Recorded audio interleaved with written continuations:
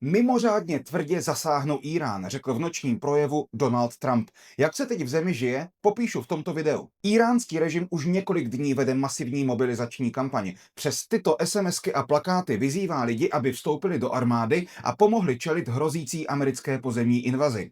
Revoluční gardy podle lidskoprávních organizací povolávají i 12leté děti k ostraze vojenských zařízení a checkpointů. Právě na tyto body přitom Izrael útočí a likviduje tam významné osoby režimu.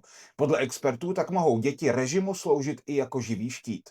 Írán zároveň dále škrtí internet. Blokáda trvá už od 8. ledna. Běžní Íránci se rodinám dovolávají přes drahé VPN, cizí SIM-karty nebo pašované satelity Starlink.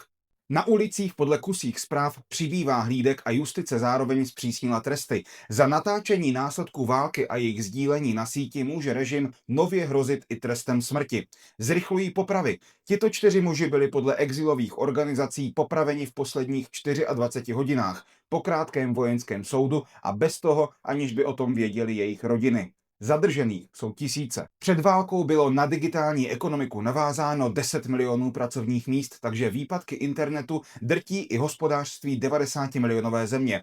Vázne zásobování obchodů, krachují podniky, které před válkou dovážely ze zahraničí. A dopad je vidět i na cenách. Mezinárodní měnový fond v říjnu odhadoval roční inflaci na 41%. Podle expertů ale teď může být násobně vyšší. Třeba maso stálo před válkou 13 milionů riálů. Teď podle svědků stojí kolem 22 milionů. Řada pozorovatelů proto čeká, že i když režim tuto válku přežije, velmi rychle jim mohou znovu otřást nové sociální nepokoje.